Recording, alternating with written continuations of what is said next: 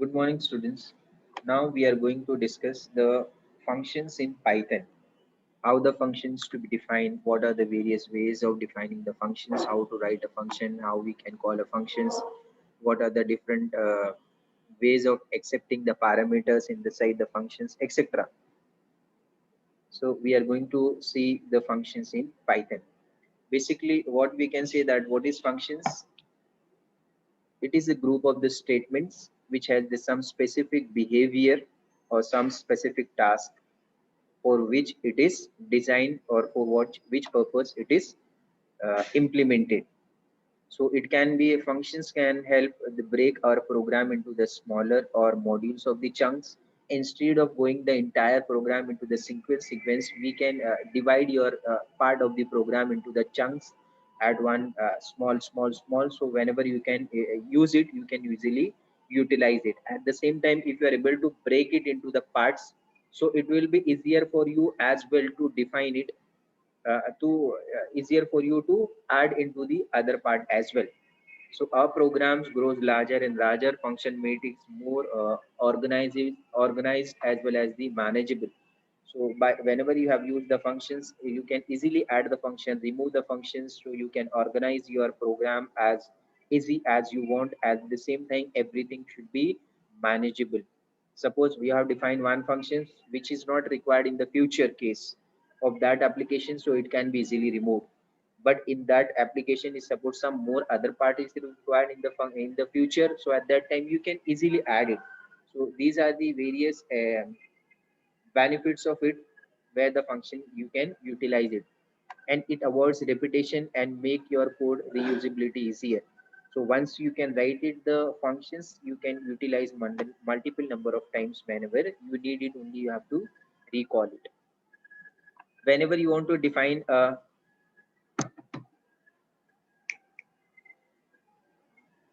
whenever you want to define a function, at that time you have to use the syntax. So the syntax of the function is def is the keyword.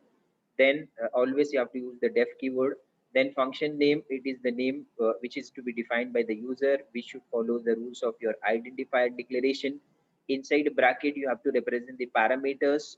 Either it will be a parameterized function or non-parameterized. If it is parameterized, you have to represent the parameter here. Otherwise, then double colon mark. After that, indentation will be there. So whatever you will write here after the indentation under the def function name, so it will be considered as the part of the statement of that particular functions. Always try to make a habit, whenever you are writing any functions, you should write the statement which will describe what is for what purpose your particular method is to be defined, or why you have implemented this method. That's why try to write the some doc string, or you can see the comments part. And then the statement means the logic which you want to write, you can write it, but always make sure that it comes under the def. So there will be the some indentation mark. If you'll start just below the def, so it does not consider as the part of the def or functions. It will be considered as outside the function. So whenever you will maintain the indentation of this statement after the def, only then it will be considered as the part of your functions. So here, first thing what we have understood, the def keyword is used, which will indicate your function header. Then you can define your function name, which is nothing but following the rules of your variable declaration or identifier declaration. Then parameters, through which you can pass the values to the functions. They are optional as per the need of the user. You can utilize it. Next, the colon mark indicates the end of the functions header. Then you define the documentation string to define what is the meaning of it, or one or more statement you can add it inside the body of it. But at the same time you should follow the indentation part. Here the return part, if you want to include it inside your function, you can use the return keyword, which is optional. Some cases it is required, in some cases if it is not required, do not try to use it. Basically this is the syntax of the functions in the Python. Now you can use that syntax, it will be replaced with the set of this statement, or the behavior of the function, so it will become a function. So you can see the one simple example, def is the keyword, then greet is the name of the functions, name is the parameters, then colon, and then after some indentation, first I have written the documentation part. This function greets to the person passed in a parameter, in as a parameter. Then we are printing hello, name, good morning. So whenever the name will be passed at the time of calling, so here it will print name hello. Then suppose the name is a hello, a good morning. So in this way it will be printed. Now the simple functions, simple program of the functions of the calculator we have also covered in the practical section. So same program, def add x comma y, return x plus y. Then def subtract x comma y, return x minus y. Def multiply x comma y, return x multiply y. Def divide x comma y. Then after indentation, return x divide y. So here how many methods we have implemented? Four methods: add, subtract, multiply, and divide. Four methods are implemented. So whenever you require, you can recall it directly. The particular behavior of that function will be performed. So here the menus are given 1, 2, 3, 4, add, subtract, multiply, and divide. Then choice input, enter the choice 1, 2, 3, 4. Then two numbers are accepted from the users, number 1 and number 2, which is of integer. Then if choice equal to 1, it will print num1 comma num2 both the numbers. Then we are calling. You can see with the blue colors how we can call a method. Add is the name of the method. Then num1 num2 is the parameter we require. So you can see it here. Def add, it requires two parameter x comma y. So that's why here add name of the functions, name of the method, then parameter is required to be passed. Elif choice equal to 2, then at that time subtract num1 comma num2, subtract once and required two parameters, so it has to be passed. Similarly for the multiply as well as the divide as well. So you can call it in this way. Name of the function followed by your parameter which is to be required here. So here in all the functions we require two parameters. So at the time of calling a two parameter is to be passed. Next, returning a values from the functions. You can also return a value. As I have said, return is optional. Whenever you require, you can use it. When does not require, no need to use it. Like in this example, here the return is to be used. Suppose you have printed here print x plus y, then there is no need to use the return statement. You do not want to return to the called uh, program. So at that time you can use print x plus y, print x minus y, print x multiply y, print x divided by y. But suppose you want to use it, you can use it. Functions that returns a two value. You can see the some functions. So here you can return two values together instead of only the single values. Multiple values can be written. So def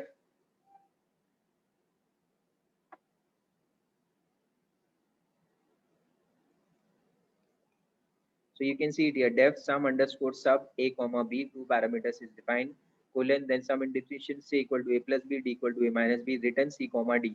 So it will return both the values of c as well as d. Now we know that how to accept the multiple input from the user. So for that purpose, the same statement we have written a comma b int x for x in input, enter the two numbers and it will be split with the space. Two numbers, whenever you are going to two numbers, it will be split by the space. So x comma y is equal to sum underscore sub a comma b. So sum underscore sub is the name of the function. A comma b is the two parameters required at the time of calling the functions. So here directly the control is transferred to the particular functions and then it will be executed. Now it goes to the return c comma d. It returns two values c and d. So c will go into the x and d will go into the y. So that's why x comma y. Why x comma y is given? Because your sum underscore sub returns two values which is to be initialized here. So that's why c comma d is to be initialized into the x comma y. Now we are printing both the values, result of addition x and the result of subtraction y. So in this way you can use the returns. It can return the single as well as the multiple values as per the need of the program. Similarly, here returning a multiple values from the function. In the previous example, we have seen the two values. Now you can see that multiple values, four values are returned. The same program is there in the arithmetic. Everything is to be performed. A def arithmetic a comma b colon, then after some indentation we are performing a various operation. X is equal to a plus b, y is equal to a minus b, z is equal to a divided b, w equal to a multiplied by b. And now we are returning all. Return x comma y comma z comma w. All the values are written at the same time. So after the further part of the program, which is not a part of the functions, so here a and b is to be input from the user, and then t is equal to arithmetic a comma b. Now arithmetic a comma b, arithmetic is the name of the function, a comma b is the parameter which is to be required to call a function, but it returns a multiple values, 1 2 3 4, four values is to be written. So we are trying to store it into the single, that is your t. So you are trying to print the result. At that time you can consider it multiple values to be stored inside the t. So for I in t, you can use the for loop to print all the values which is to be transferred into the t. So for I in t, each and every values which is to be stored inside the t is to be printed with the reference of your I. So at that time you can get for I in t, then printing the value of I separated by the comma. You can see the output, enter the two number 10 space 5, and after that everything is to be written inside the program. So it will return you the result as 15 comma 5 comma 2.0 comma 550, right? In this way the values to be printed. So multiple values is written onto the multiple variable as well, multiple values into the single identifier is to it is to be written, and you can use the for loop for printing all the multiple values. Now here you can see the arguments. Def grade name comma message, two argument is to be passed, right? And then we are writing the some documentation string for what purpose this method is to be used. Then we are printing print hello name message, right?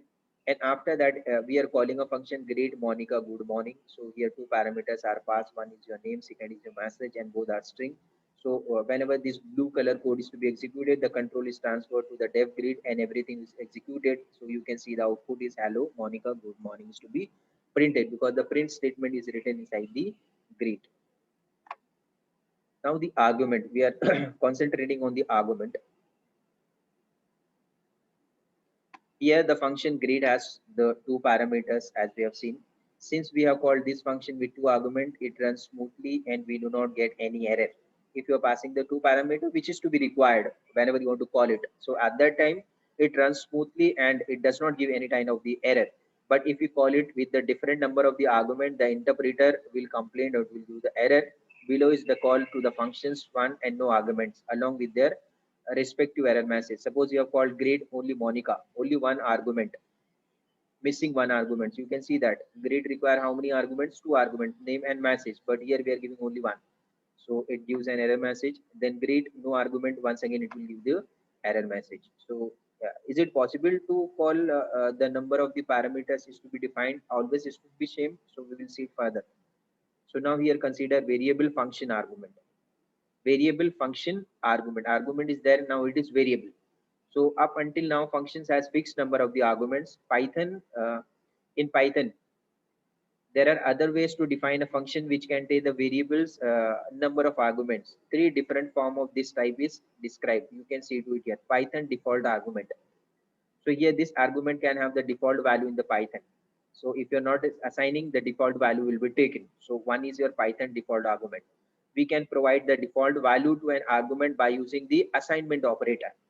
If you're not passing a value and you are considering it, default value should be taken. Like for example, you are declaring any variable and you are not defining the value to the particular variable. What we are considering some default values to be available there and try to utilize it. So similarly here the Python also define the functions where the what you can say the argument is to be optional or it will take the default argument.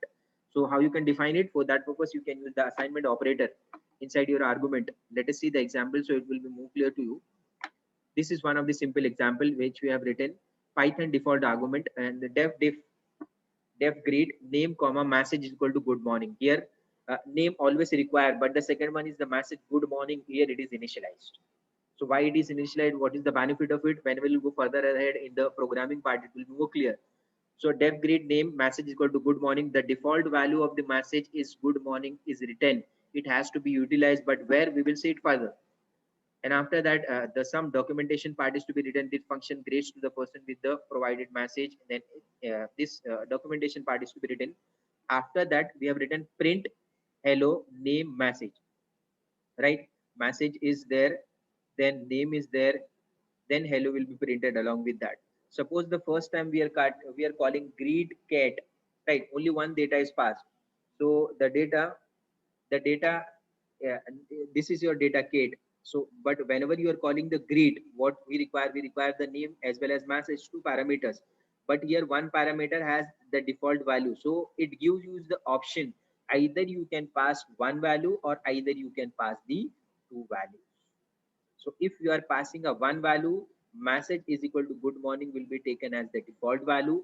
And if you are passing both the values, so the message will be replaced with the incoming value. Likewise, in the first example, greet Kate. So whenever you are calling, name will be Kate and now message will be good morning. So you can see the output, hello Kate, good morning is to be printed. But in the second time of the calling, greet Bruce is to be passed, which is your name. Now message, how do you do? Now good morning is to be replaced. Message good morning is to be replaced with how do you do? So whenever you will see the output, print output hello Bruce, how do you do? So it will be replaced. Now what we understood, there is an optional part or the default argument which we can utilize it wherever it is required. So it will give the flexibility. You can use the default argument or either you can pass it. This is one of the part of your Python programming. Sir, Yes. sir, we can default the name as well. Yeah. Will it work? Yeah, it will work. You check it. Okay. You check it in the practical session. It will work or not. There may be a some. There may be a some part either it will be first or second. You check it. So we can replace the first or only the second. That is it. But we can use the default argument. So check the order that we can use in the first one or second one. Only you have to check that order. Hope you have Okay, understood. sir. Now Python default argument. In this function, the parameter does not have a default value and it is required during a call. On the other hand, the parameter message has the default value good morning, so it is optional during a call, as I've said in the example. A number of argument in the function can have the default value, but once we have a default value, all the argument to its right must also have the default value. So here you can see what it says, that on the other hand, the parameter message has the default value of good morning, so it is optional during a call. If a value is provided, it will override the default value, as we have seen in the second example. Any number of argument in the function can have a default value, but once we have the default argument, all the argument to its right must also have the default value. Now who was asking the question, their answer is available in the third point. Any number of argument in a function can have a default value, right? Who was asking about it? This is the third point of your question. Any number of the argument in a function can have a default value, but once we have a default argument, all the argument to its right must also have the default value. So this rule is to be followed. This means to say non-default argument cannot follow the default argument. Hope you have understood. Non-default argument cannot follow the default argument. Once you are defining the default, everything now it will be default. So in this way you can go ahead. For example, if we have defined the function header as this one, def greet message is equal to good morning name, so we will get an error, syntax not default argument follow the default. Hope you have understood, those who asked the question. Yes, sir. Now you understood, na? So here the message is your first, now name is your second. So name should also be, now it is default. You cannot make it as the non-default value. So you can use message as well as name both at the default. But if you do not want to make the name as default, so it will be your first, then message will be your second. Hope you have understood. Next, Python keyword argument. We can call a functions with some values, and these values is assigned to the arguments. So always try to read each and every point so it will be more clear to you. When we call a functions with some values, these values get assigned to the argument according to their positions. For example, in the function greet, we call it as greet Bruce, how do you do? The value Bruce get assigned to the argument name. Similarly, how do you do to the other one, that is your message. And Python allows to be called using the keyword argument when to call a functions. Like you have seen, two keywords argument, you can use it in this way: greet name is equal to Bruce, message is equal to how do you do. Then two keywords, which is your out of order. Out of order means where you can defining the how do you do, and then name is equal to Bruce, you can define it in this way, right? Otherwise, if you want to define in this way, you can use it as the Bruce, then message how do you do. These are the various ways by using which you can define it. But if you're defining like this one, see the third last statement: greet name is equal to Bruce, then comma how do you do. Whenever you are defining the method in this way, so it will result into the error non keywords after the keyword AR or argument. So hope you have understood the optional part or default part of it, how it is to be called, how it is to be defined. Either it will be on the first position, either it will be on the second position. If it is on the first positions of the default argument, what will be the criteria which has to be followed? If it is on the second position, what will be the criteria which has to be followed? At the time whenever you are using that function, you should remember where is the default value, so you can pass it or you cannot pass it. Next is your Python arbitrary argument. So here sometime we do not know in advance the number of the arguments that we want to pass it. Either it may be 2, 3, 4, 5, etc. We don't know the number of the arguments. For example, some online list, some real-time list is coming to you. So at that time you are unaware that how many number of the data is to be coming, how many names are coming, how many values are coming. So we can say that it will be considered as your arbitrary arguments. We do not know in advance the number of the arguments which is to be passed into the function. So Python allows to handle such kind of the situation using the functions, and it will be named as your Python arbitrary arguments. In this function, we have to define an asterisk before the parameter's name to denote the kind of the argument. You can see the example, so it will be more clear where you are unaware of the incoming data which has to be passed to the functions. At that time, you can use the Python arbitrary argument. You can see the method def greet then star names. So here it is to be marked as star. So you can use the star before the parameter name to denote that it is the kind of the arbitrary argument. Then we have written the some documentation part. Then some comment is written name is a tuple with argument. So here we are considering name is basically a tuple. Then for name in names, right? So the names is basically a tuple in which the data is to be coming. So we are using the for loop to refer it and to pass it. At that time for name in names, so first name, second name, third name from the tuple is to be taken into the name. So print hello name. So it will print your print the name along with it. Said whatever the list tuple is to be coming inside that, it will print it. But at the same time here we are passing the number of the data. Great, Monica, Luke, Steve, John. How many data is to be passed? One string, second string, third string, and fourth string. Monica, Luke, Steve, and John. Fourth string is to be passed. So here only in the names of the tuples it will go and store each and every data. And so whenever you want to utilize it, you can write a logic. For example, here we have printed only the four names in name, four name in names, then printing hello name. So you can see the output hello Monica, hello Luke, hello Steve, hello John is to be printed. So here we called the function with the multiple argument. This argument is wrapped up into the tuple before being passed into the functions. Then inside the function, we use a loop to retrieve all the arguments. So here the second thing is that multiple data using the arbitrary argument is also possible, but it has to be defined with the reference of your asterisk.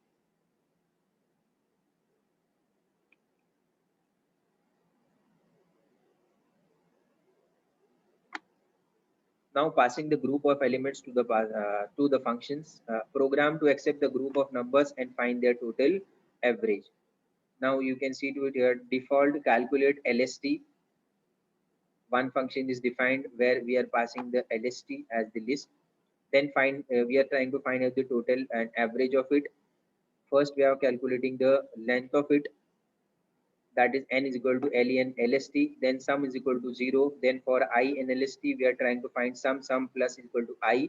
Each and every element is added, and then average is to be calculated, sum divided by n. Then we are returning both sum as well as the average. Now here inside these blue colors are the method implementation. Now after that we are printing enter a number separated by this step. So we are taking the number of the data, right?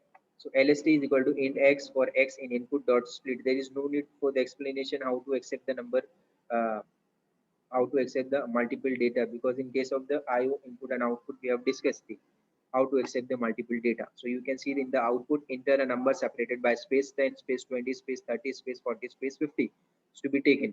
Now we are calling calculate LST. All the data is to be passed as the list. So here it is to be passed to the def calculate and it will perform the calculation of it. Then it returns two values, sum as well as average. It will be stored inside the x and y. Now you can print the total x and average y. So you get the total 150 and average is 30. So in this way you can use your passing group of elements to the function. Then global in Python, variable declared outside the functions or in a global scope is known as the global variable. This means the global variable can be accessed inside or outside the functions. Here you are defining x is equal to global. The first function is to be written as def foo. Then inside that function, we are printing the value of x inside x. So it will be some value of x will be printed. Let us see what will be the value. Then you are calling a function, right? And outside the function, once again, we are printing the value of x, print x outside the x. So you can see the output, x inside it is global, x outside once it is global. So in the above code, we created x as the global variable and defined a function foo and trying to print the value x. Finally, we call the foo, so which will always print the value of the x, which is to be declared here as the global. What if you want to change the value of x inside the functions? Then what will be the problem here? So first thing is that we declare x is equal to global. So the one variable is declared as x is equal to global.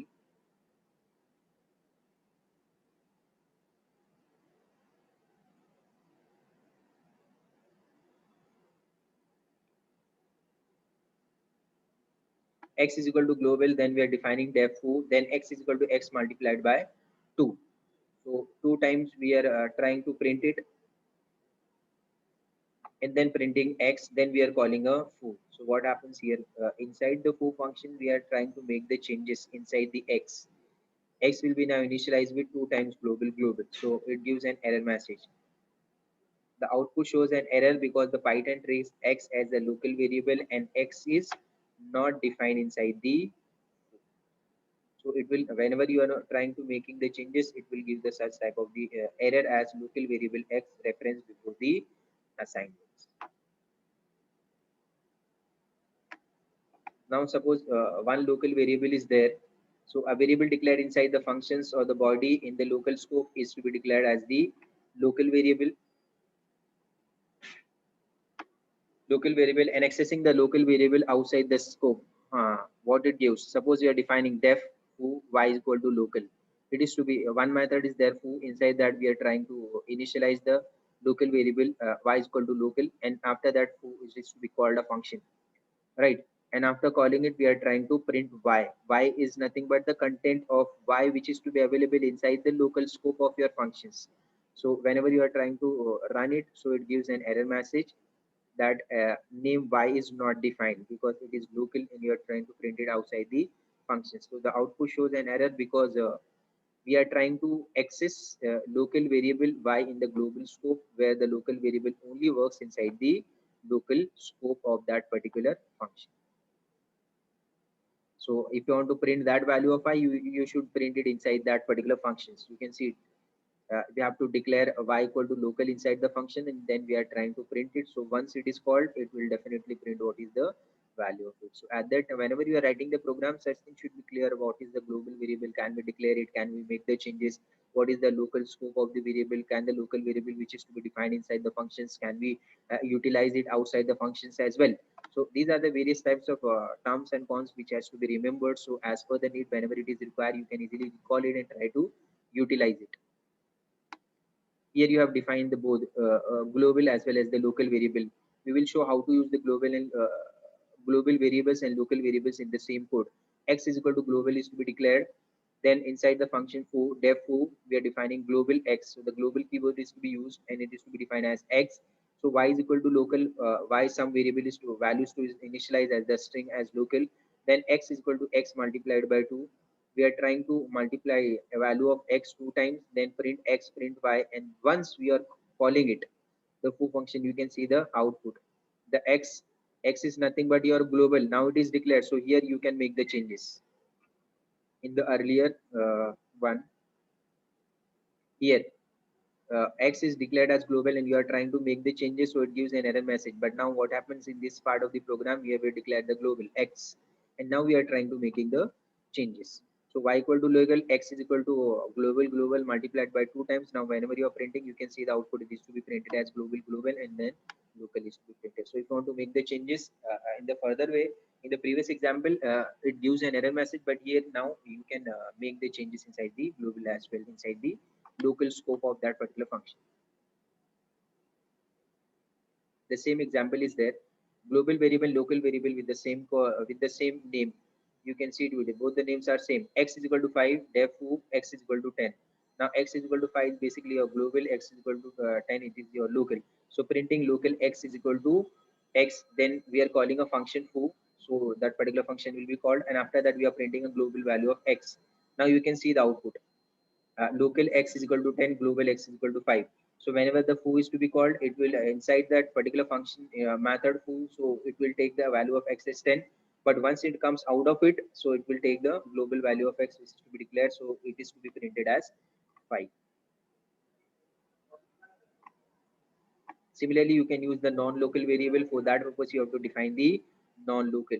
Suppose you have written def router x is equal to local 1x variable is to be declared where the string is to be initialized, and after that inner, inside the def inner, now it is to be considered non-local x. Non-local is basically your keyword. So x is equal to non-local is to be now initialized. So you are trying to print it. Print inner x, first inner value is to be printed. After outside the functions, right, you are calling the inner function and then trying to print it. So this inner and print outer x is basically the part of your outer function. So once the outer function is to be called, right, once it is to be called, so what happens, it will go to the inner function. So inner functions, what it will learn, inner equal to x, so it will print non-local, right? And after that whenever you are trying to print it the value, so once again it is not local, non-local is to be written, so the changes is to be allowed. Once again you can see the output as outer, which is to be printed as non-local. So in this way you can use the global as well as the local and non-local variable.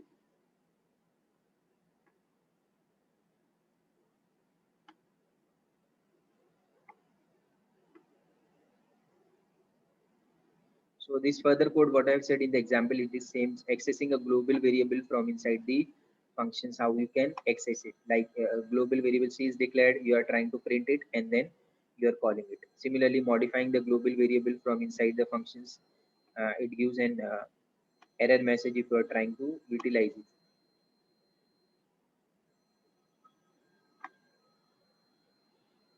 Now here write a program to find the factorial of a number using the recursion. This simple program we have written for the factorial of a number using the functions.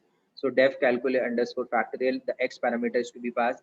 Then inside that functions double colon, then indentation we have written x is equal to 1, return 1, else return x into calc underscore factorial x minus 1. Repeatedly it will be called x minus 1, x minus 2, x minus 3, x minus 4. And after that we are accepting the input from the user, then we are calling a function calc underscore factorial.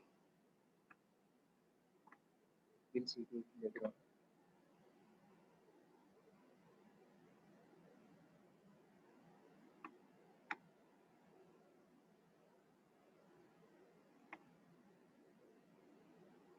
Now this is the predefined modules. Modules are the pre-written piece of the code that are used to perform the common tasks like generating a random number, etc.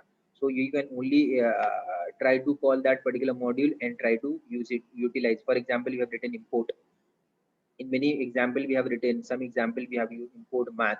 Similarly, the import sys is there. So all the methods available in that module or the package, you can utilize it.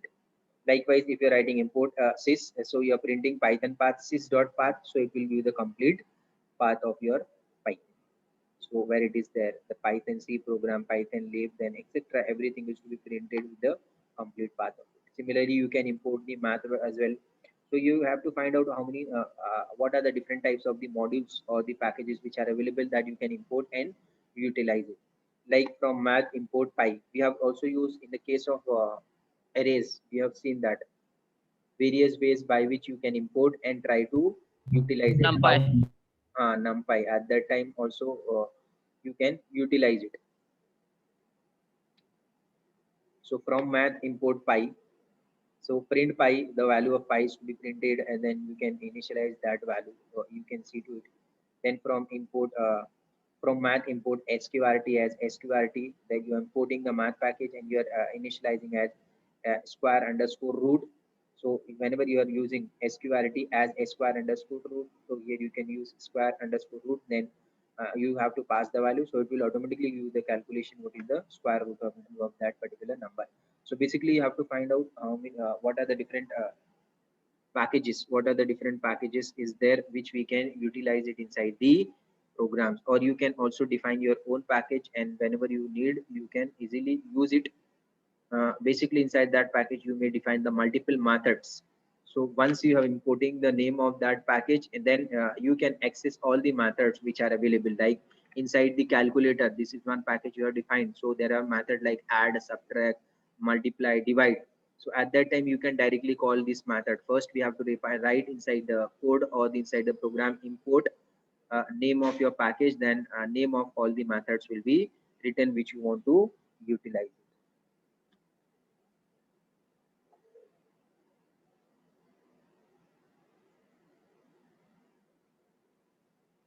Now here write a program to add two numbers that are given using the command line argument. So here also there is a command line argument. For that purpose, you have to write the import sys. Sys packet is to be used, import sys. Then a is equal to int sys dot argv, that is your argument of 1. Start from 1. Then b is equal to int sys dot argv of 2. Attributes argv attributes of your system class. Then both the values are taken from the command line. So a and b is added and will be stored inside the sum. But we are trying to get the sum. So you can also use it these two programs as accepting the input from the user using the command line, and you can see the output, or you can run your program. But at that time also you require a package, that is import sys. Now if you want to print the name of the module in which your statement is written, like print hello, right? You have written print hello, then you want to find out in which module it is to be available. So print name of this module underscore underscore name underscore underscore to underscore start and end. And then name, you want to print the name of this module. So you can see the output. First it will print hello, then name of this module, where it is to be available. It is to be available inside your main module.